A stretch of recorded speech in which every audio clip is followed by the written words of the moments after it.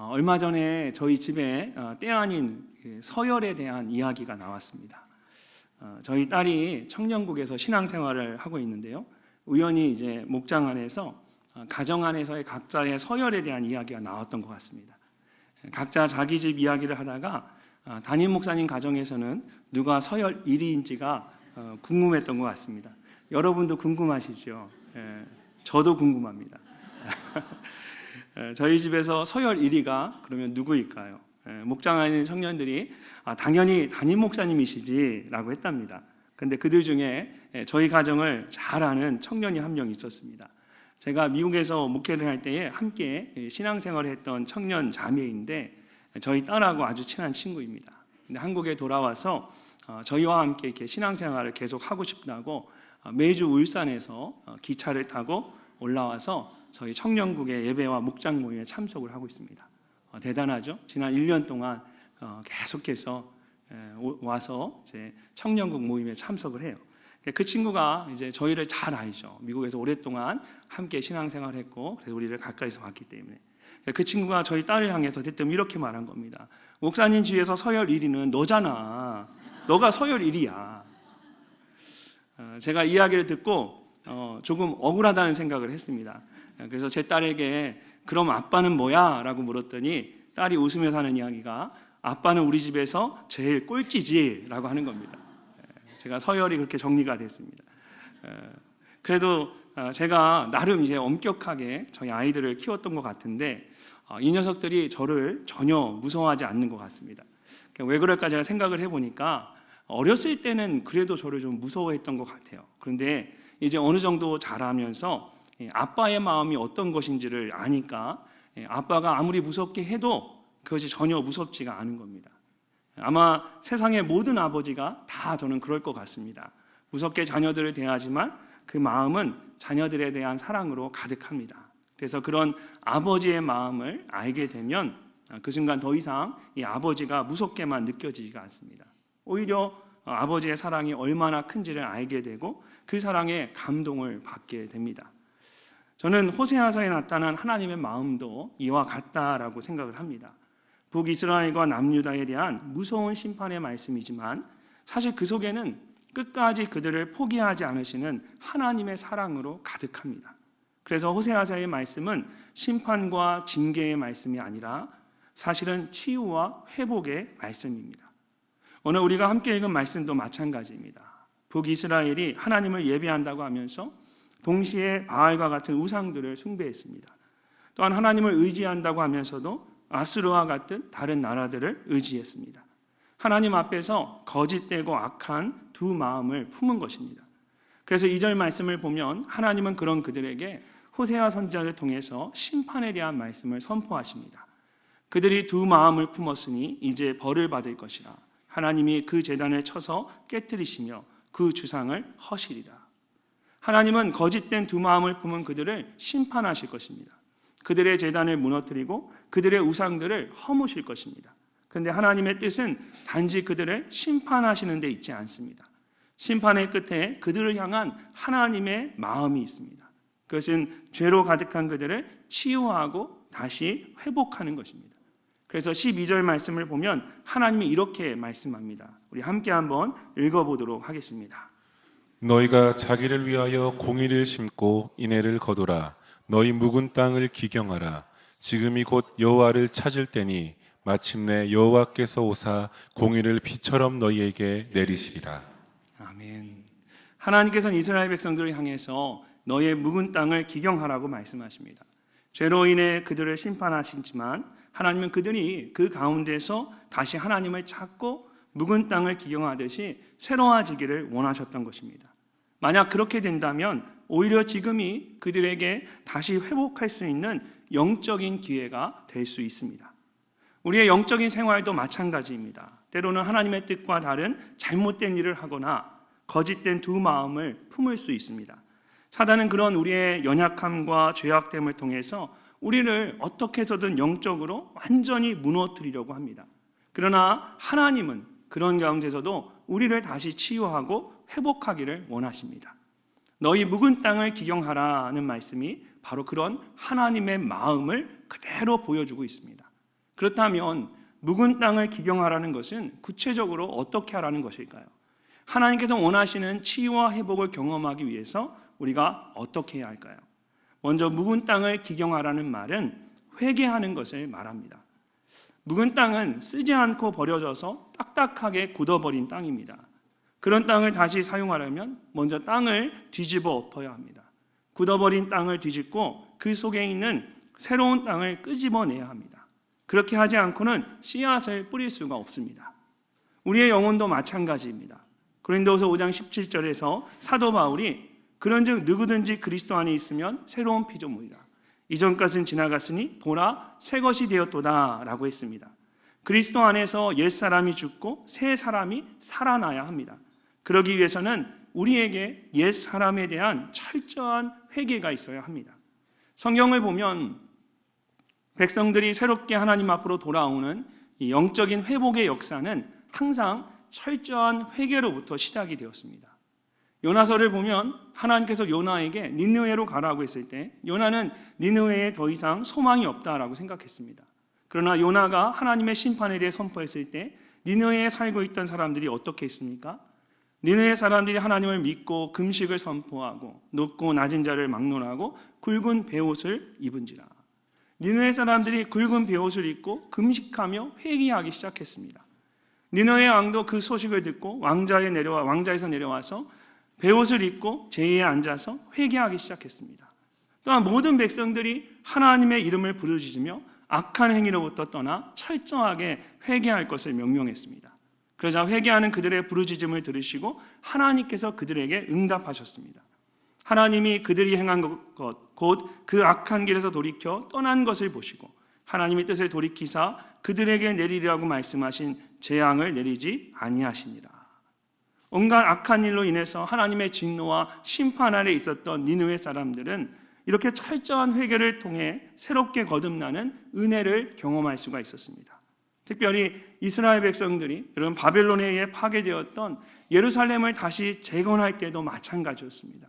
저는 구약 성경에 나오는 이 예루살렘 성과 성전과 성벽의 재건의 역사를 보게 되면 참 놀라운 하나님의 은혜를 경험하게 됩니다. 성전과 성벽을 재건하기 전에 이스라엘 백성들이 가장 먼저 한 것은 굵은 베옷을 입고 죄를 뒤집어 쓰고 금식하며 하나님 앞에 눈물을 뿌리며 회개하는 것입니다. 그들은 성벽을 재건하는 것이 먼저가 아니라 성전을 다시 짓는 것이 먼저가 아니라 하나님 앞에 철저하게 모여서 눈물을 흘리며 가슴을 치며 하나님 앞에 회개하는 시간을 가졌습니다. 그랬을 때에 하나님께서 그들로 하여금 다시 한번 예루살렘의 성전과 성벽을 재건할 수 있도록 해주셨습니다. 눈에 보이는 성벽과 성전의 재건이 먼저가 아니라 눈에 보이지 않는 영적인 재건이 가장 먼저라는 것입니다. 그 영적인 재건을 이루기 위해서 우리가 가장 먼저 해야 할 것이 우리의 죄를 인정하고 하나님 앞에 가슴을 치며 전심으로 회개하며 나아가는 겁니다. 그랬을 때 우리의 영혼이 깨끗해지고 새로워질 수가 있습니다. 오래전에 리더스 다이제스트라는 책에 이런 글이 실렸습니다. 그리스도인이면서 작가였던 아서 고든이라는 사람이 어느 날 갑자기 우울증에 걸렸습니다. 깊은 우울증에 빠졌습니다. 그래서 더 이상 글을 쓰지 못할 지경에까지 이르렀습니다. 이 작가가 글을 쓸 수 없다라는 것은 사망 선고나 마찬가지입니다. 그런 깊은 절망에 빠졌고 죽음까지 생각하게 되었습니다. 그러다가 전문 상담가인 친구를 찾아가서 자신의 그런 어려운 사정을 모두 털어놓았습니다. 나는 더 이상 살고 싶지 않네. 우울증과 무기력증으로 고민하는 이 고든의 이야기를 듣고 그 친구가 그에게 이렇게 물었습니다. 자네가 어렸을 때에 가장 하고 싶어 했고 좋아했던 일이 무엇인가? 내가 어렸을 때 좋아했던 것은 해변에서 파도 소리를 듣는 일이었지. 그러면 내가 시키는 대로 한번 해보겠나? 그는 고든에게 시간마다 다른 처방전을 4장의 종이에 써주었습니다. 별다른 대안도 없고 희망도 없었던 이 고든은 친구가 써준 처방전을 가지고 어린 시절 그가 자주 놀러 갔던 해변으로 갔습니다. 그리고 친구의 말대로 아침 9시에 이제 그곳에서 첫 번째 처방전을 펴보았습니다. 자네가 좋아하는 파도 소리, 갈매기 소리를 잘 들어보게. 우스꽝스럽지만 처방대로 이제 바닷가에 앉아서 어린 시절 듣던 파도 소리와 갈매기 소리에 귀를 기울였습니다. 잠시 후에 12시가 되어서 두 번째 처방전을 펼쳤습니다. 이제 자네가 어렸을 때부터 지금까지 살면서 가장 행복했다고 기억되는 순간들을 한번 생각해 보게. 그는 바다를 바라보면서 행복했던 추억들을 하나씩 떠올렸습니다. 그러자 마음에 조금씩 기쁨이 찾아왔습니다. 시간이 더 지나고 3시가 되어서 세 번째 처방전을 펴보았습니다. 자네의 인생의 동기와 의미를 다시 한번 검토해 보게. 그는 자신이 왜 글을 쓰는지 생각해 봤습니다. 깊이 생각해 보니까 글을 쓰는 이유가 자기의 명예와 사람들에게 박수갈채를 받기 위한 것이었음을 알게 되었습니다. 생각이 여기까지 미치자 갑자기 마음에 나는 그리스도인이면서도 하나님의 영광을 위해 살지 않고 의미 없는 헛된 내 이름을 위해서 살았구나라는 깨달음이 왔습니다. 그동안 자신이 살아왔던 부끄러운 모습을 발견하자 그의 눈에서 눈물이 쏟아지기 시작했습니다. 저녁 6시가 되자 친구가 준 마지막 4번째 처방전을 펼쳤습니다. 이제 자네의 죄를 하나님께 자백할 시간이네. 자네가 자백해야 할 죄들을 모래사장 위에 써보게. 이 고든은 눈물을 흘리면서 모래사장 위에 이렇게 써내려가기 시작했습니다. 하나님, 저는 하나님의 영광을 위해서가 아니라 제 이기심과 욕망과 출세를 위해서 살았습니다. 하나님을 제대로 섬기지 못했고 내 이웃을 진심으로 사랑하지도 못했습니다. 그런데 그가 자신의 수많은 죄들을 다 쓰기도 전에 갑자기 바다에 민물이 들어와서 그가 써놓은 그의 죄들을 한꺼번에 다 지워버리는 것입니다. 그 모습을 본 고든은 그 자리에서 일어나서 하나님을 찬양했고 그 순간 그의 인생의 전환점이 되었다라고 합니다. 여러분, 나라는 찬양을 아시죠? 산부인과 의사의 실수로 뇌성마비라는 장애를 안고 태어난 송명희 씨가 지은 찬양입니다. 나 가진 재물 없으나, 나 남이 가진 지식 없으나, 나 남에게 있는 건강이 있지 않으나, 나 남이 없는 것 있으니, 나 남이 듣지 못한 음성 들었고, 나 남이 받지 못한 사랑 받았고, 나 남이 모르는 것 깨달았네. 공평하신 하나님이 나 남이 가진 건 나 없지만 공평하신 하나님이 나 남이 없는 것 갖게 하셨네. 이 나라는 찬양을 이야기하려고 하는 건 아닌데 송명희 씨에 대해서 이야기하려고 하는 건데 송명희 씨 생각하니까 이 나라는 찬양이 갑자기 확 생각이 났어요. 예전에 저도 청소년 때 가장 많이 불렀고 가장 은혜를 받았던 찬양 중에 하나였습니다. 무엇보다 이 찬양을 작사한 송명희 씨에 대해 알면서 더 큰 은혜와 감동을 받았던 그런 찬양이죠. 그 송명희 씨가 이런 말을 했습니다. 사람은 누구나 배설을 해야 하고 제대로 배설하지 못하면 큰 병이 된다는 사실을 알았습니다. 그리고 영혼의 배설은 회개이며 회개를 잘못하면 큰 죄에 눌려 멸망에 이른다는 원리를 깨달았습니다. 너무나 중요한 이야기죠. 영혼의 배설은 회개입니다. 사람이 그 몸 안에 있는 더러운 것들을 제때에 밖으로 배설하지 못하면 그것으로 인해서 큰 병에 걸려서 죽을 수도 있습니다. 마찬가지로 영혼의 배설인 회개를 못하면 결국 큰 죄에 눌려서 죽을 수가 있습니다. 그러므로 우리는 하나님 앞에 우리의 연약함과 죄됨을 철저하게 회개해야 합니다. 우리가 하나님 앞에 회개하면 하나님은 마치 바닷물로 모래사장 위에 쏘는 죄를 다 씻어내듯이 우리의 마음 가운데, 우리의 심령 가운데 우리의 그 죄된 부분을 다 씻어주십니다. 우리를 깨끗게 해주십니다. 특별히 감정적으로 후회하는 것과 여러분 영적으로 회개하는 것이 서로 다르다라는 것을 알아야 합니다. 복음서를 보면 예수님의 12제자들 중에 예수님을 부인하거나 배신했던 두 제자들이 있었습니다. 가룟 유다와 베드로죠. 둘 다 씻을 수 없는 큰 죄를 범했습니다. 결국 그 가룟 유다는 스스로 목숨을 끊고 비참한 죽음을 맞이했습니다. 반면에 베드로는 디베랴 호수에서 부활하신 예수님을 만나고 다시 회복되어서 귀하게 쓰임을 받았습니다. 똑같이 잘못을 했는데 어떻게 한 사람은 죄로 인해 비참한 죽음을 맞이하고 또 다른 한 사람은 죄를 용서받고 다시 쓰임받을 수 있었을까요? 둘 다 자신이 죄를 범했다는 것은 모두 알고 있었습니다. 그런데 가룟 유다는 단지 감정적으로 후회만 했습니다. 자신이 한 일이 죄라는 것을 알았다면 하나님 앞에 그 죄를 자백하고 회개해야 하는데 회개하지 않고 감정적으로 후회만 한 것입니다. 그래서 결국은 용서받지 못하고 죄로 인해 죽을 수밖에 없었습니다. 베드로도 자신이 행한 일이 죄라는 것을 알고 크게 낙심했습니다. 그러나 예수님께서 그를 찾아오셨을 때에 스스로의 부족함을 인정하고 예수님 앞에 무릎을 꿇으며 겸손하게 은혜를 구했습니다. 그리고 내 양을 먹이라는 예수님의 말씀에 전적으로 순종했습니다. 가룟 유다처럼 감정적인 후회로만 끝나지 않고 예수님 앞에 자신의 죄를 자백하며 진심으로 회개한 것입니다. 어쩌면 우리 안에도 이 가룟 유다처럼 죄인인 것을 알면서도 감정적으로 후회하는 것에 멈춰 있는 것들이 있을 수 있습니다. 시간이 많이 지났으니까 죄라는 것을 알고 있는데 마음 불편하게 굳이 이제 와서 회개할 필요가 있겠어? 라고 생각하면서 후회하고 반성했던 것을 마치 내가 회개했던 것처럼 그렇게 생각하거나 스스로 자신을 안심시키면서 외면하고 살아온 그런 시간들이 있을 수 있습니다. 근데 그것은 후회하는 것이지 회개하는 것이 아닙니다. 회개는 자신의 죄를 인정하고 진심으로 하나님께 용서를 구하는 것입니다. 그리고 그 모든 죄로부터 돌이켜서 다시는 죄를 짓지 않겠다고 결단하는 것입니다. 그럴 때에 묵은 땅을 기경하듯이 우리의 마음이 새로워질 수가 있습니다. 사랑하는 여러분, 성경은 만일 우리가 죄를 자백하면 저는 미쁘시고 이로사 우리의 죄를 사하시며 모든 불의에서 우리를 깨끗게 하실 것이라고 말씀하십니다. 묵은 땅을 기경하기 위해서는 먼저 내 안에 있는 이 죄의 문제를 분명하게 해결해야 합니다. 그냥 단지 감정적으로 후회하는 것으로 마치 내가 회개했다라고 생각해서는 안 됩니다. 부끄럽고 힘이 들더라도 그 죄와 대면하여 하나님 앞에 정직하게 나가서 눈물을 지으며 하나님 앞에 정직하게 회개할 수 있어야 합니다. 회개의 쟁기로 나의 굳은 마음을 그 속에서부터 뒤집어 엎을 때 하나님께서 나를 새롭게 하십니다. 묵은 땅과 같은 마음으로 인해 여러분 혹시 답답하십니까?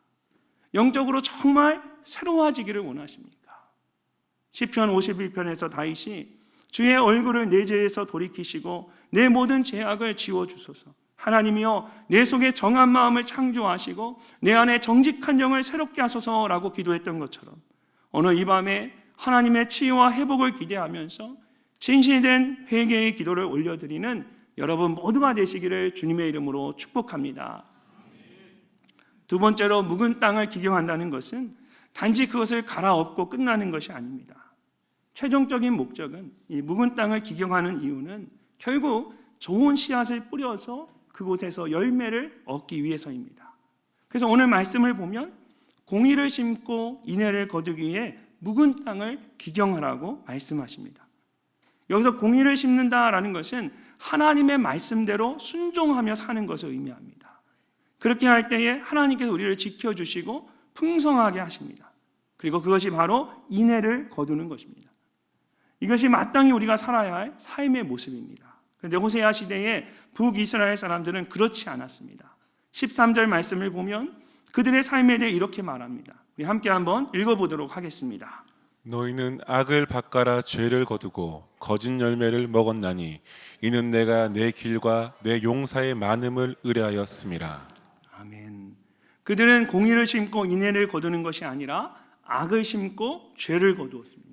하나님의 말씀을 따라 순종하지 않고 자신들의 생각과 능력을 의지했던 것입니다. 묵은 땅을 기경하는 것은 바로 그런 죄악된 마음을 새롭게 하고 하나님의 말씀을 따라 공의를 심고 거두는 것입니다.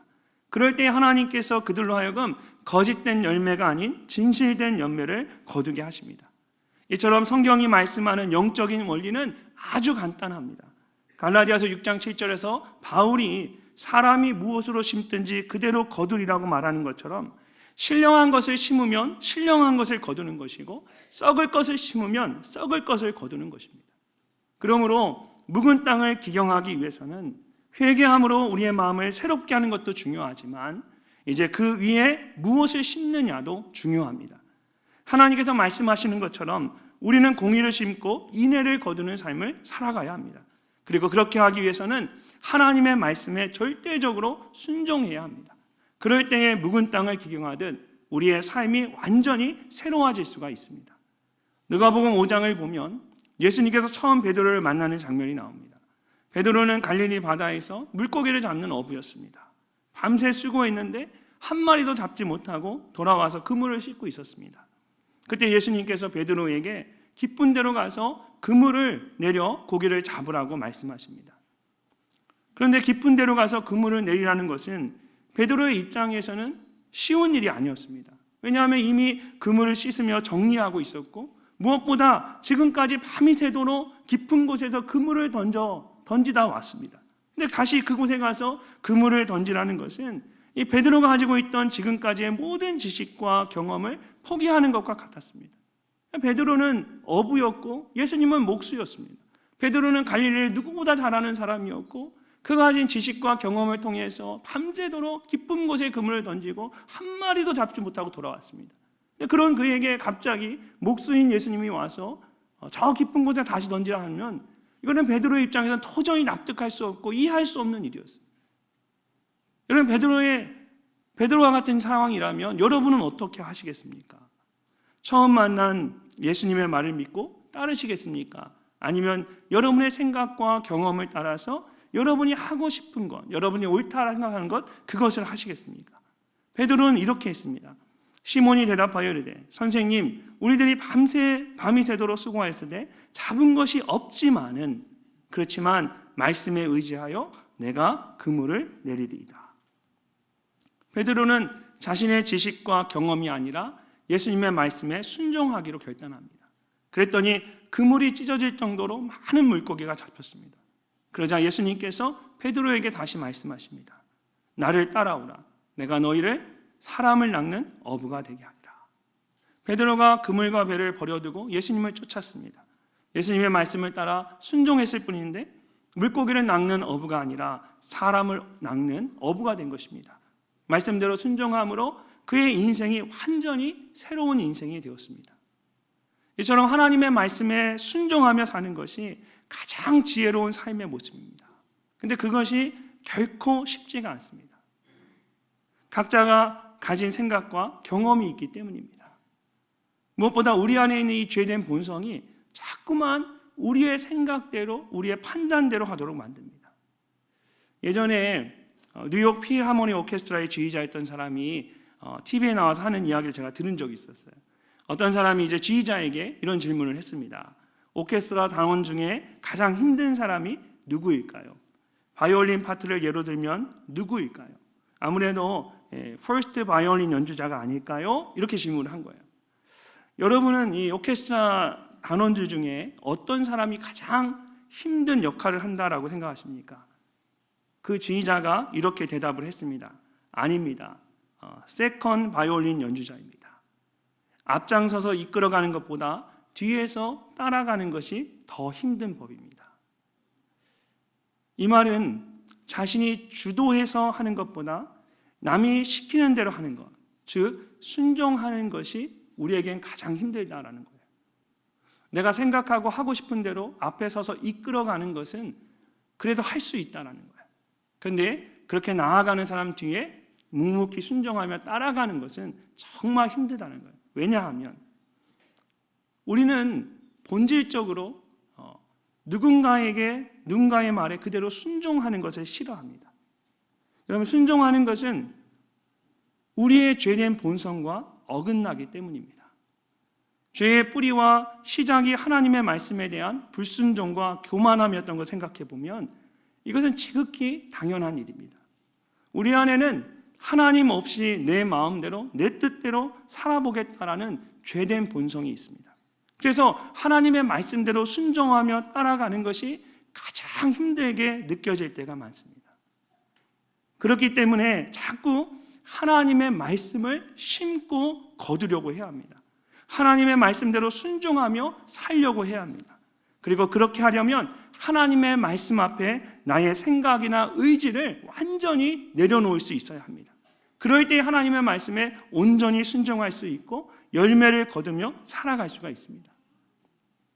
제1차 세계대전 이후에 이 프랑스가 독일을 방어하기 위해서 최고로 튼튼하다고 자부하며 요새를 하나 지었습니다. 근데 그 요새의 이름이 마지노 요새입니다. 마지노 요새. 그런데 1940년에 독일군이 그들의 허를 찌르면서 공중에서 그 요새를 공격했고 이 마지노 요새는 함락되었습니다. 그래서 이후로 사람들이 최후의 방어선을 말할 때 마지노선이라고 말한다고 합니다.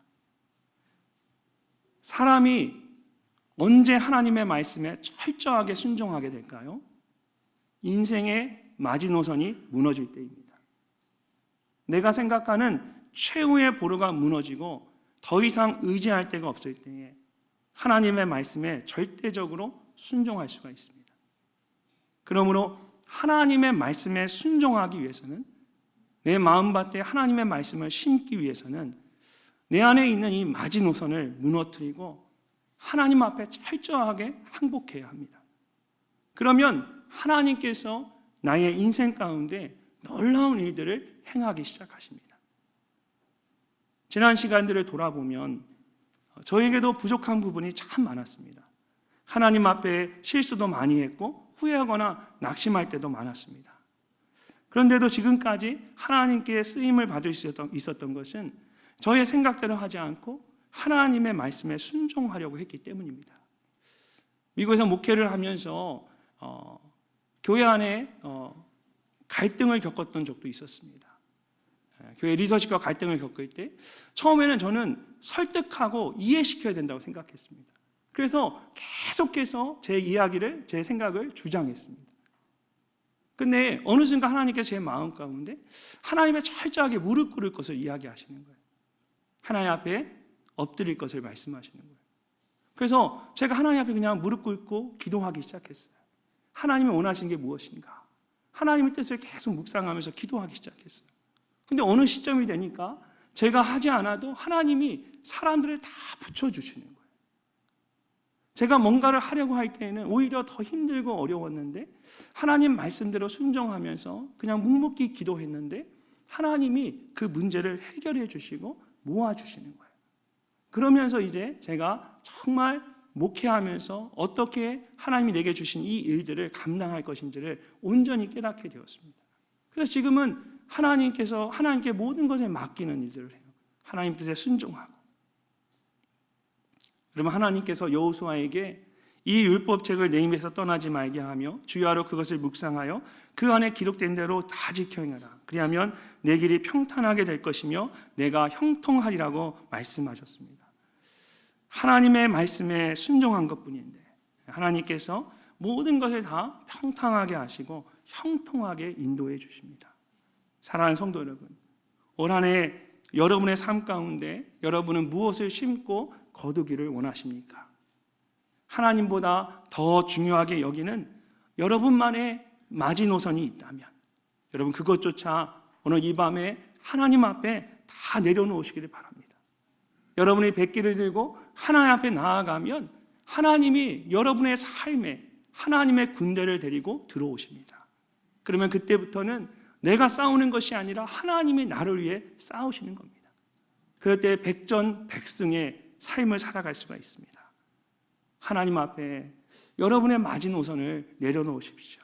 그리고 하나님 말씀에 순종함으로 말씀을 심고 거두는 여러분이 되시기를 주님의 이름으로 축복합니다. 너희 묵은 땅을 기경하라, 이 말씀은 저에게 개인적으로 굉장히 의미가 있는 말씀입니다. 제가 20대 초반, 저에게도 20대 초반이 있었습니다. 20대 초반에 여기 신학교에서 제가 공부하고 있을 때에 군대 다녀오고 복학해서 3학년을 시작할 때였어요. 그 가을 학기에 가을 부흥의 주제 말씀이 바로 이 묵은 땅을 기경하라는 말씀이었습니다. 그때부터 이 말씀을 가지고 제가 몇몇 친구들과 함께 신학교 앞 잔디에 앉아서 영적인 부흥을 위해서 간절히 기도하기 시작했습니다. 그리고 지금도 그 기도하는 그때 그 모였던 사람들이 계속해서 우리가 관계를 맺고 있습니다. 각자 세계에 흩어져서 예전처럼 매주 모여서 함께 기도하지는 못하지만 여전히 저희의 마음속에는 묵은 땅을 기경하듯 새로운 영적인 부흥에 대한 간절한 마음이 있습니다. 그래서 그런지 이 말씀을 준비하면서 그때 생각이 30년 전에 그때 생각이 많이 났습니다. 사랑하는 성도 여러분, 지금 우리에게 가장 필요한 것이 무엇일까요? 새해를 시작하는 우리에게 여러 가지 어려운 일이 있고 또 우리 시국이 정말 뒤숭숭합니다. 어떻게 하는 것이 옳은 것인지 많은 사람들의 생각이 다 다릅니다. 지금 우리에게 가장 필요한 것은 우리의 묵은 땅을 기경하듯 우리의 마음을 새롭게 하는 것입니다. 그러려면 우리에게 굵은 베옷을 입고 가슴을 치며 회개하는 진실한 회개가 있어야 합니다. 또한 하나님의 말씀에 순종함으로 나의 마음에 마지노선을 내려놓고 하나님의 말씀을 심고 거두는 결단이 있어야 합니다. 그럴 때 우리가 온전히 하나님의 치유와 회복을 경험할 수가 있습니다. 오늘 이 밤에 묵은 땅을 기경하듯이 마음을 새롭게 하는 은혜가 여러분 모두에게 임하시기를 주님의 이름으로 축복합니다.